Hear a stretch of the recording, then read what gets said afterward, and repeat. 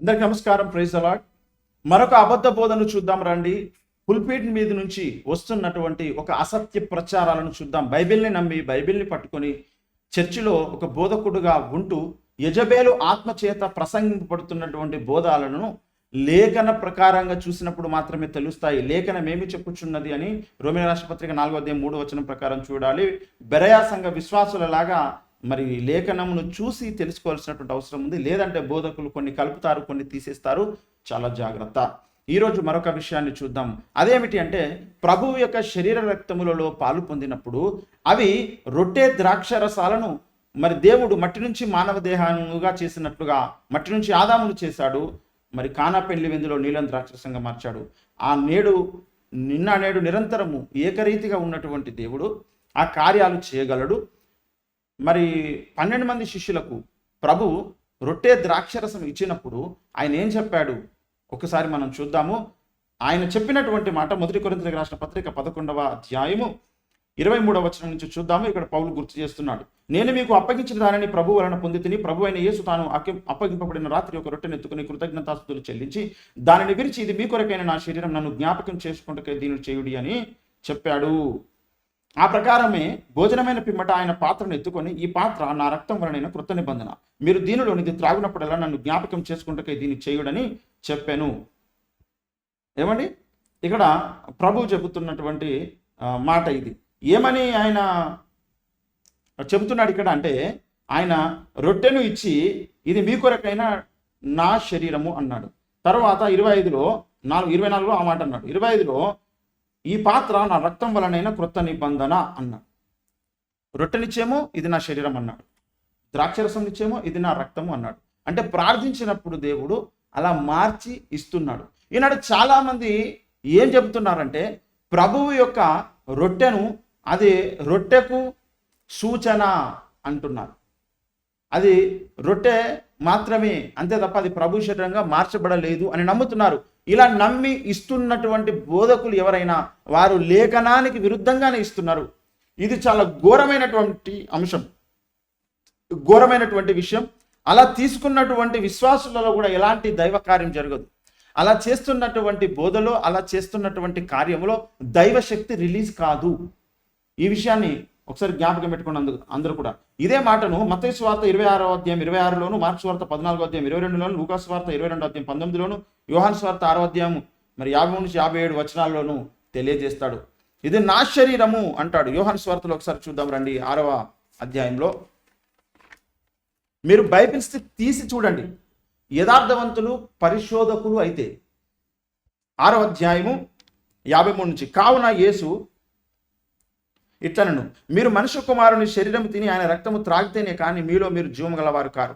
నా శరీరం తిని నా రక్తం త్రాగువాడు నిత్య జీవం గలవాడు, అంత్య దినమున నేను వానిని లేపుదును. నా శరీరం నిజమైన ఆహారమును, నా రక్తం నిజమైన పానమునై ఉన్నది.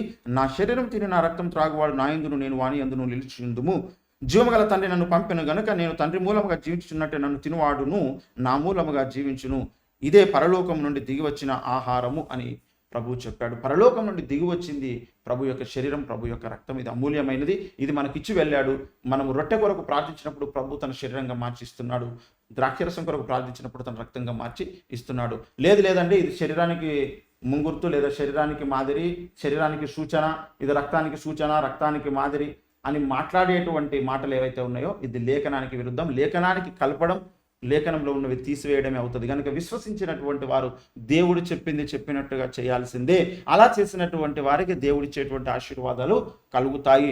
ఒకవేళ అలా చేయకపోతే కనుక వారు నష్టంలో ఉన్నారు, శాపంలో ఉన్నారు, దేవుని కోపంలోనే ఉన్నారు, లేఖన విరుద్ధంగానే వారు ఉన్నారని అర్థం. ఈనాడు చాలా సంఘాలు దేవుని యొక్క శరీరాన్ని, ఆయనను శరీరముగా భుజించడం లేదు, అది ఒక రొట్టెగానే చూస్తున్నారు. ప్రభు యొక్క రక్తాన్ని రక్తముగా చూడడం లేదు, అది ఒక ద్రాక్షరసముగానే చూస్తున్నారు.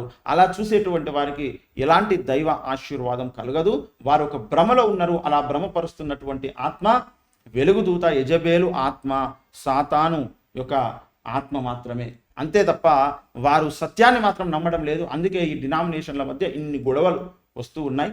వీటన్నిటికీ ఒక ముగింపు ఖచ్చితంగా జరగాలంటే విశ్వాసులందరూ కూడా లేఖన పరిశోధన చేయాలి. వారందరూ ఆత్మపూర్ణులు కావాలి. ప్రార్థనతో లేఖనాన్ని చదివి సత్యం ఏదో తెలుసుకోవాల్సినటువంటి అవసరం ఉంది. పాస్టర్ల యొక్క మాయ మాటలు నమ్మి లేఖనములు లేనిది విని నష్టపోవద్దు. విశ్వసించిన వారు సత్యాన్ని నమ్ముతారు, విశ్వసించని వారు ఎప్పటికీ అలాగే ఉంటారు. అందరూ మారాలనే ఆశతో చెబుతున్నాము, కానీ అందరూ మారుతారు అనే గ్యారంటీ లేదు. అది దేవుని చిత్తము.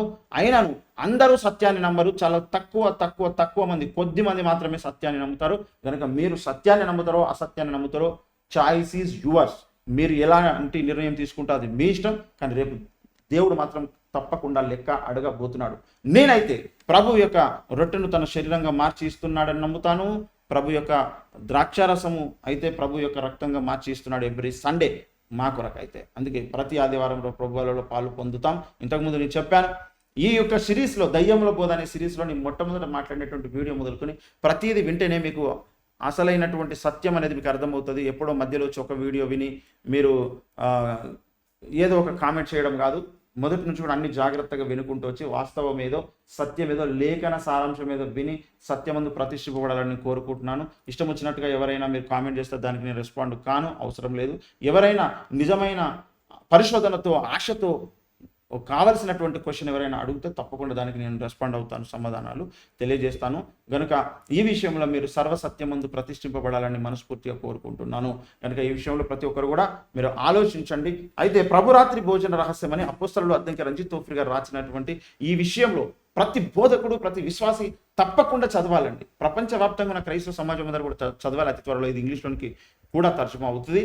అయితే ఈ యొక్క తెలుగు వర్షన్లో ఉన్నటువంటి తెలుగు బోధకులందరూ కూడా తప్పకుండా మీరు చదివి దీవించబడాలని కోరుకుంటున్నాను. లేదంటే రేపు దేవుడు లెక్క అడుగుతాడు. అది దాని కొరకు అందరూ కూడా మీరు సిద్ధపడండి. కనుక విశ్వాసాలు ఒకసారి మీరు అందరూ కూడా ఆలోచించి సత్యంను తెలుసుకుని సత్యమందు ప్రతిష్ఠింపబడాలని కోరుకుంటున్నాను. అందరికీ నమస్కారం. Praise the lord. May God bless you.